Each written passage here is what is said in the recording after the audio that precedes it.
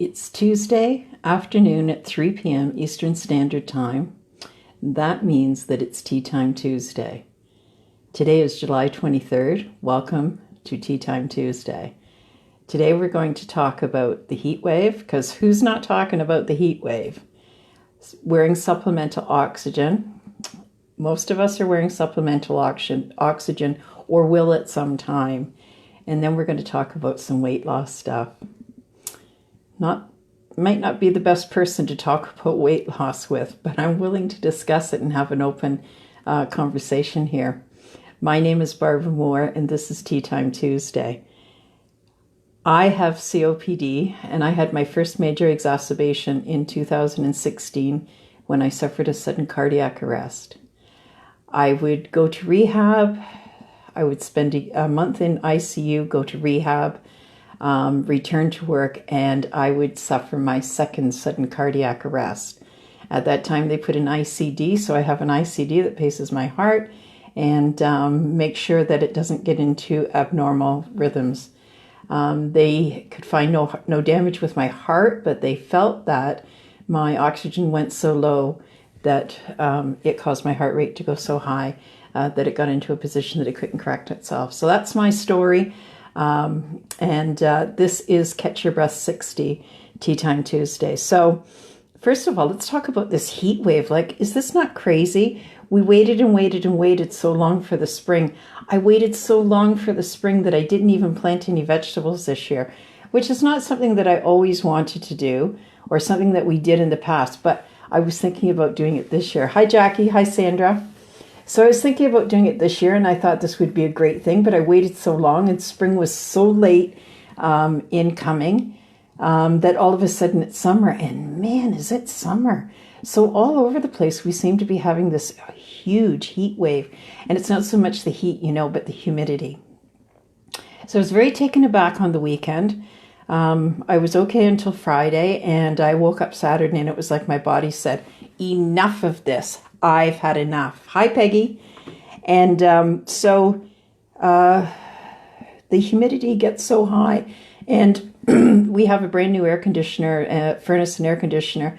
We've just had our roof done. We've had all new windows installed. So it's not that, but the environment itself, right? So they talk about checking your air quality before you go out, and I think that it's crucial for us, right?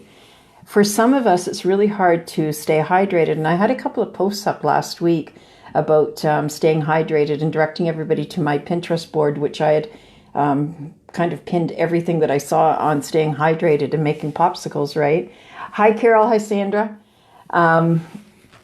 So I was looking at that the other day, and I thought, for a lot of us, or anybody who is liquid restricted, which I am, because I'm still gaining a pound a day. So I'm like up to a gazillion trillion pounds by now. And I can't seem to get it down. So staying hydrated can be a problem when you're liquid restricted. So think about this, even in the very, very hot, humid weather that we had last week, I still cannot have more than 56 ounces of liquid a day. And that includes anything that I eat. So one of the ways that I found to stay hydrated when you when you have some heart failure or when you're liquid restricted is to eat things, consume things that have water in them, like watermelon and grapes. Cucumber is one of the best things that you can take to stay hydrated. Drinking lemon water is really good.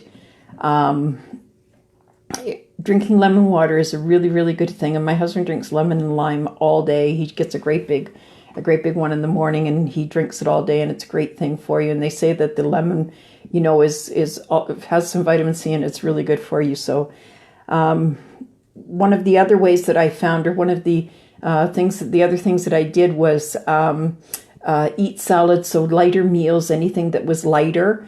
No soups, no gravies, nothing hard. I can't eat that stuff anyways, but having just a little bit of protein in the way of an egg or some chicken on top of my salad was absolutely plenty, and it was perfect. So that's kind of how I got through it. But I was really set for a loop on Saturday. I just was like done. And of course, it never rains, it pours. So I was feeling really, really bad. And I went to bed to lay down and rest for the afternoon. I thought I'm just going to stay on my BiPAP. Of course, my mask blew, didn't it? So I had to go get my old mask, which is not as comfortable, not as good, and all of that stuff. So it's been one thing after another, right? Like you think, okay. So you got to be careful of this heat. Like Carol says, it was 100 on the weekend. Now, Carol, we were probably 105 on the weekend, and we're still up in the mid-90s, but of course it's much cooler than it was. So people are fooled into thinking that it's cooler, but it's actually not. So what other tips and tricks do you have, especially for people? What can you eat when you're water restricted, but you still have to stay hydrated, right? Because it really does affect your heart rate. Hi, Marion. How are you today?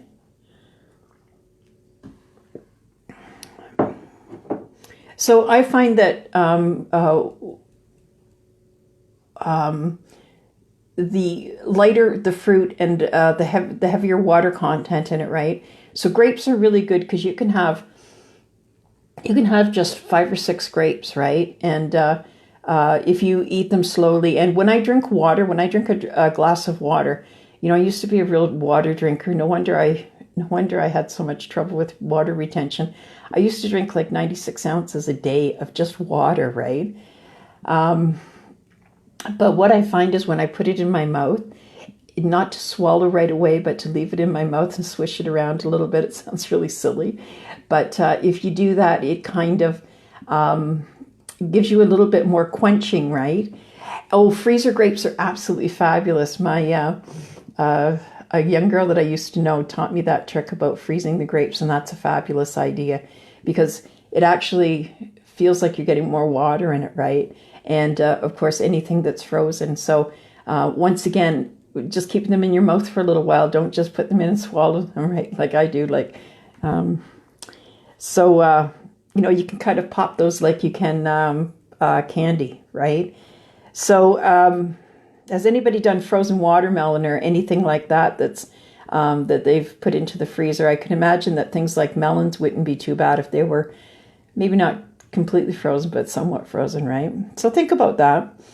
Not everybody is liquid restricted, but there is a lot of us out there that are.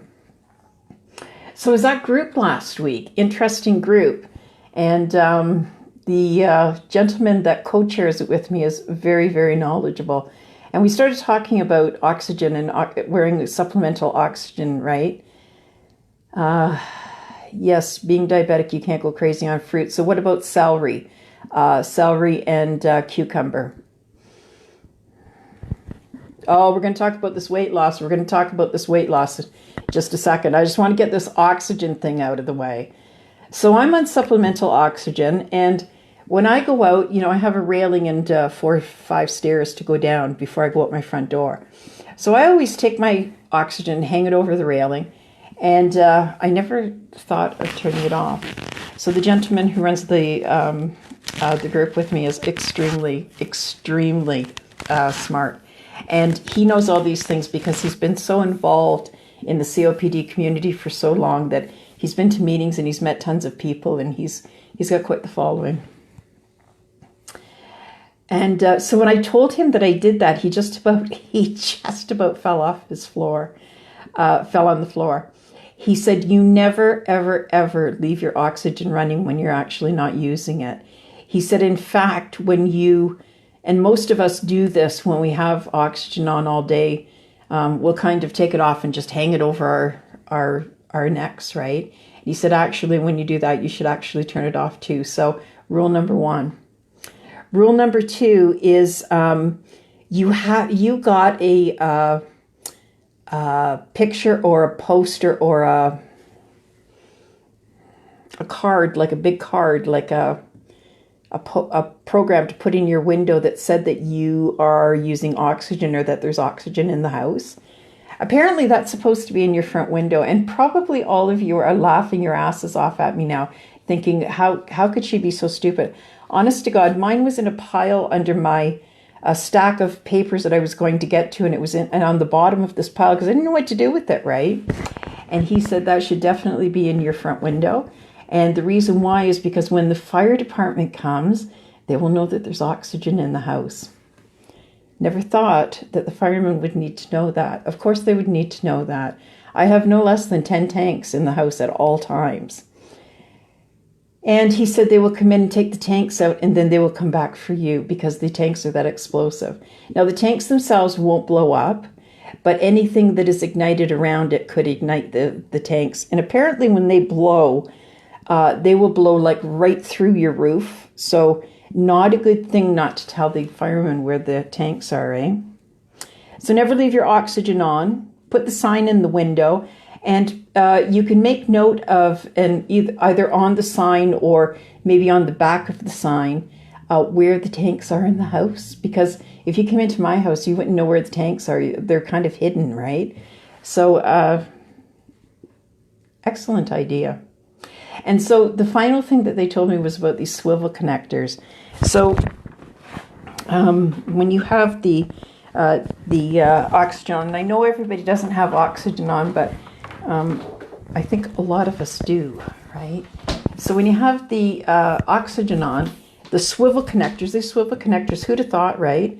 They swivel back and forth, and it's a special connector that you can ask for at your rest rehab place, right? And they'll give them to you for free, and it makes a huge difference. So I had I was out with my grandson in the backyard on Sunday, and I had 150 feet on. So when I went out the back door and back in again, I didn't have to carry the tank with me. It was absolutely fabulous. Hi, Jean. Oh, so that's my oxygen story. I don't know why I didn't think. My husband is a environmental engineer, and so he should have known this stuff, not me anyways. And by the way, my office is in some state of getting painted, but my husband started to put putty in the walls yesterday, and then he hurt his back. So I don't know when that's going to be, but we are in the early stages of getting painted. So if you're looking at the white on the wall, that's what's happening here. Very exciting. What color do you think I should do it?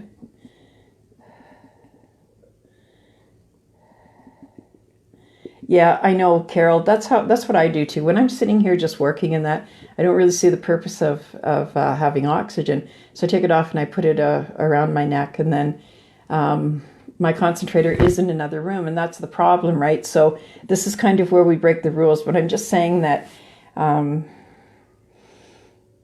what they said was, if you left your oxygen and there was a spark, it could ignite from the supplemental oxygen. So, we shouldn't. So let's talk weight loss. Oh my God, am I the wrong person to be talking about this? And I got to tell you that, I'm only responding to this because a couple of people asked me. Yes, colors of the sea. I think it's going to be white. I think it's going to be white with a hint of green on it. But we'll see what color. Yeah, I like that. Colors of the sea. I could see like kind of a greenish, that sea foam green, right? Very, very light though, very, very light. Because this is a very dark color that I've got on it now, and it's been on here for much longer than I would like to admit. Yeah, kind of a light mint. Yeah, that's it. So let's talk weight loss. This is a big deal, right? So it's really hard for us because we are on steroids. The steroids are what's keeping us alive, and we can't come off of our steroids. Most of us take puffers that contain steroids when we get sick. And you can probably see it. I was putting some videos up the other day on YouTube, and I was looking at the videos. So I've got about 12 of them up there now, right? And I'm going, yep, on steroids. Nope, Lasix is working. Yep, on steroids, Lasix is working. Yep. You can tell the difference in my face, right? Like, it's absolutely fabulous. Hi, Merlin. How are you today? Yeah, you're a latecomer, but it doesn't matter. You can watch it in the replay. So does anybody watch the replays? You guys are usually on like all together, right? But a ton of people watching in the replays. I can't believe it. So anyways, we have to take our puffers. We can't do anything about it. So when I first started my puffers many, many years ago, and I don't know how many years ago, maybe 10 years ago, maybe even more than that. The first month that I was on my puffers, I gained 30 pounds. So couldn't come off the puffers. So what am I going to do, right? So trying to get that 30 pounds off is really tough because there's two things that you need to do to lose weight. One is diet and the other is exercise. And we all know that, right? Come on, you've been told that all your life. Everybody's been told that. We know diet and exercise, right? Well, the diet's not too bad, except that I'm kind of like, I'm sick. I'm dying. If I want a chocolate bar, do I really want to deny myself that chocolate bar? And when on my deathbed, am I going to say, man, am I ever glad I didn't eat that chocolate bar? No. So I don't indulge too much, but I do like to indulge a little bit. Thank you. Thank you, Christine. The blue does. I know the blue does. It really makes my eyes pop. It always did. When I was going for an interview, I always wore a blue shirt, right? So the diet's not bad. I kind of keep to the diet more now than I ever used to. But here's the clicker. You have to exercise and use up more calories than you take in. So how many times were you told that? Like, we know that, right? The problem is that I've been fighting my weight all my life. And Sandra, I'm really sorry. I know people always probably say to you, oh, I'd rather you have your problem than my problem. I bet you get sick of hearing it. Because not being able to gain weight, I know I was in the hospital with somebody who couldn't gain weight, and I thought, what's the problem here? Come with me. I'll show you how to do this. But anyways, it was a terrible thing. She couldn't gain weight. And I know it's just as bad a problem. The thing is this, though, Sandra. There's way more of us than there are you. So I don't know what you do to gain weight, but I know that I've talked to some people that have had Ensure and nutrient supplements. I mean, it's not really a matter of getting the volume in, right? But you have to make sure that you're maintaining your and even for weight loss, even for those of you that are thinking of going on weight loss, think about this, right? When we go into the hospital, the first thing they do is they start pumping us up with magnesium, potassium, steroids, and antibiotics, right? So one of the things that I've noticed with COPD, and I don't know that it's as much COPD as it is, like being inactive increases the loss of calcium. So when you're not eating a proper diet and when you're probably not feeling good and you're not feeling up to all of that heavy stuff, you're probably not getting your magnesium. Magnesium is really, really important, and I never understood until very, very recently. So you have to make sure that you get enough. Yeah, that's right, Sandra. It's because our breathing uses a lot of calories. And for some of us, it's more calories, right? Depending on what the situation is. For most of us, the puffers keep the weight on, right? The puffers and the steroids and the puffers makes us retain the weight. The problem is some of us retain this water around our heart like I do. I maintain a lot of my heart's not working as it's not as strong as it should be. So that, of course, causes us to use more.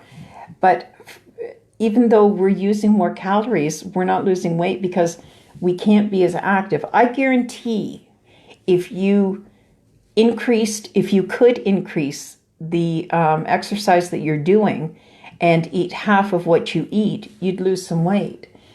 Even though the steroids are against you, people do lose weight. Some people do lose weight, right? But keep this in mind, right? And you have to talk to your doctor before you start any supplements. Well, there you go, Vicky. This is about journaling, right? So when you journal what you eat, you can't lie about it, right? Or then there's no point in journaling it. So if you're going to make a commitment to journaling it, you're definitely going to, think about that chocolate bar. First of all, it doesn't mean that you can't have the chocolate bar, but can you have a quarter of it instead of the whole thing, right?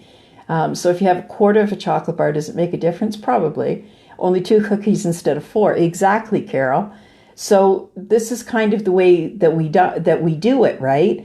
Now, we're all about the same age.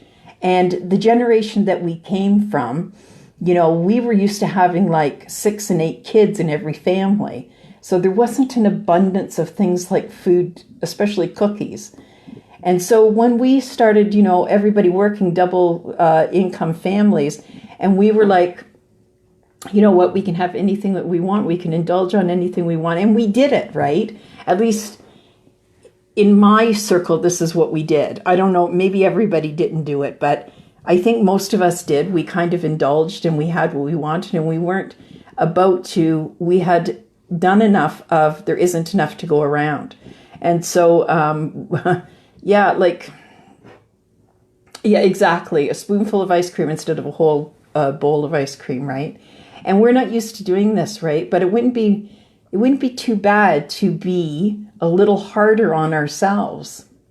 So maybe what I'm going to do is I'm going to think about maybe next week is I think the last week of July or something around there. And so maybe we'll start a journaling club, another time slot, and just do some journaling of what we eat and discuss the backs and forth. For those of us that want to lose weight, I don't know how to gain weight. Well, I do know how to gain weight. I know how to do it just a little too easily.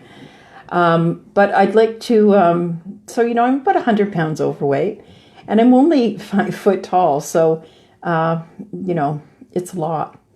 But I wouldn't mind. I feel like since I was on Trilogy, since I started that Trilogy in February, I feel like it's been one roller coaster after another. I've been on far too many antibiotics, far too many steroids.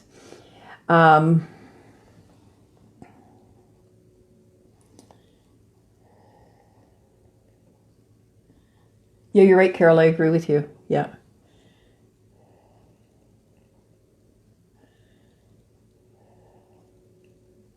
Yeah, that might not, Merlin.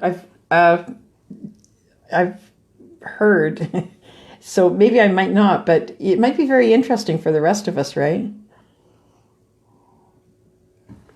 Christine, I believe you. Like I said, I don't want to deny myself anything. I'm not interested in denying myself anything.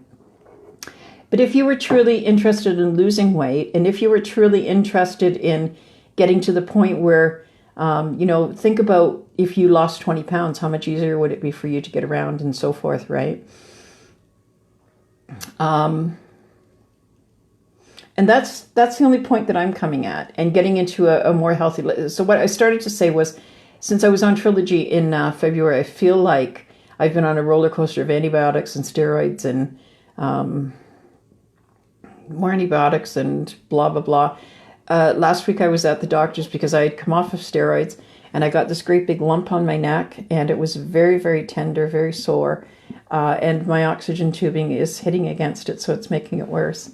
And he said that was the result of being on steroids. So guess what I got? More antibiotics, right? So I've been on antibiotics for, I don't know, a long time, too long, right? So Marie Mushing, you would know about getting the weight off because you've lost like a ton of weight, right? I've been following your weight loss, and Marie says that they say that for every pound lost, it takes 4 pounds of pressure off of your knees, and that's quite a bit, right?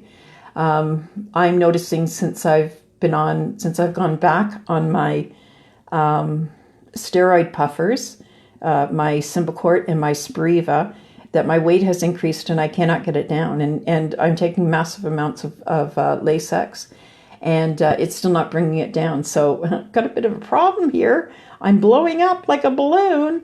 And I don't know if it's the steroids. I hope that it's the steroids that are doing it, and that eventually, I'll plane out. But I've increased my Lasix and it's not really helping too much. So I'm getting about 1 pound a day. Help me, I'm going to blow up. So that's about,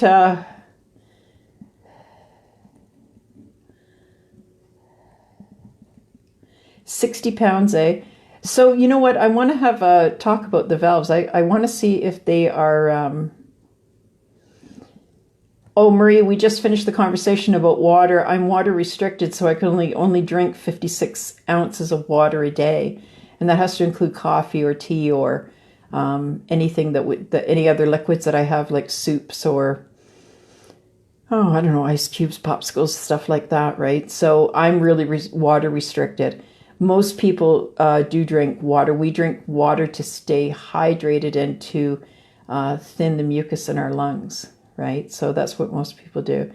So Carol, I want to talk about the Zephyr lungs. I want to have a conversation about that. I've got to see if they're approved in Canada. I don't know that they are, but they were quite a. So I'd like to lose 60 pounds too. Who's with me? I think we're going to start something maybe August 1st. And it will be about journaling and doing food trackers and mood trackers and gratitude trackers and getting away from all the junk food and all the other stuff. And then we're going to get Carol and Sandra involved to kick our butts again and get us going. So, August will be around the corner, so we'll start that in August. And so if you're interested in joining, let me know. Email me at catchyourbreath60@gmail.com and let me know if you're interested. I'll be sending something around soon. Oh, Peggy, I want to have this conversation. I've got to look it up. I've got to do some research on it. Spiriva doesn't have the steroids in it. It's Symbicort. It's the other one that you take. You take another one with Spiriva. And my Symbicort has quite a bit of steroids in it. So what do? Do we give up steroids, lose weight, right?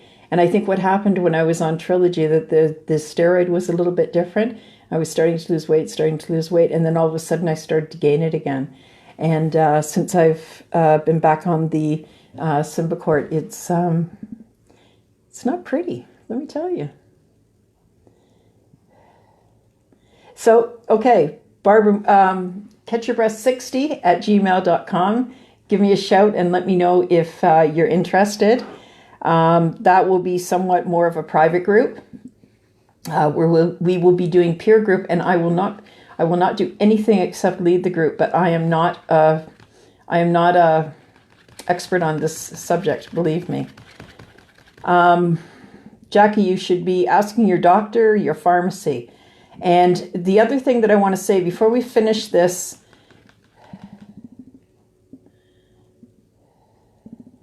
I'll have a look, Carol. Before we finish this, everybody should be talking to their pharmacy before they pick up their next dosage of steroids and ask them for a demonstration on how to use them properly. There is proper usage of, especially the steroid, the Symbicort, or whatever you're taking that has steroids in it, because we're all taking something with steroids. You should be learning to take it properly so that you don't get, because that will eliminate some of the steroid bruising, right? Yeah. You should be talking to your pharmacist or your doctor or your doctor's, they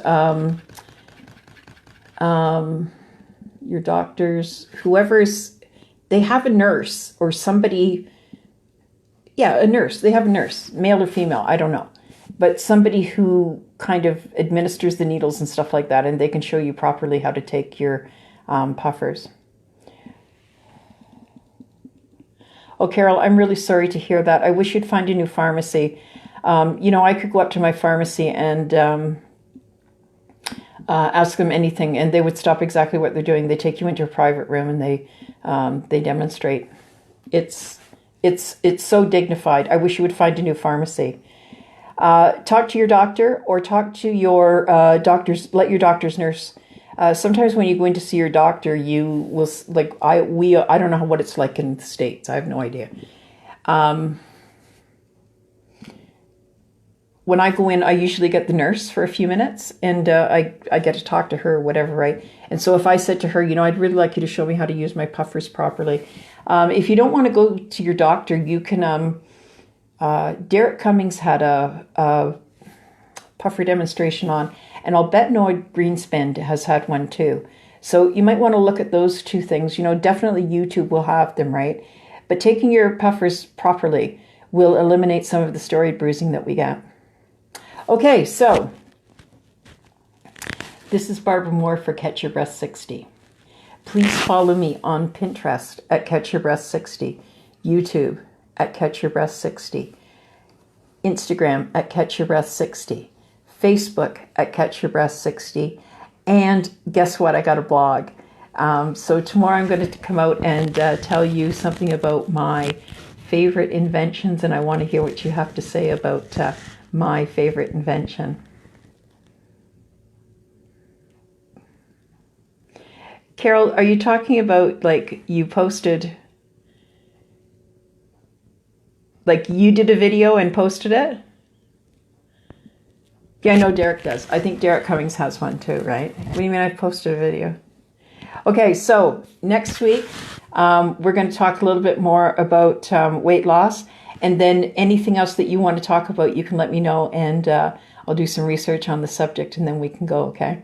Have a great week, everybody. Be careful of the heat. I don't think the summer's quite over yet. Maybe the worst of it is, but you never know when that heat's going to come back again. So be careful, please. Everybody be safe.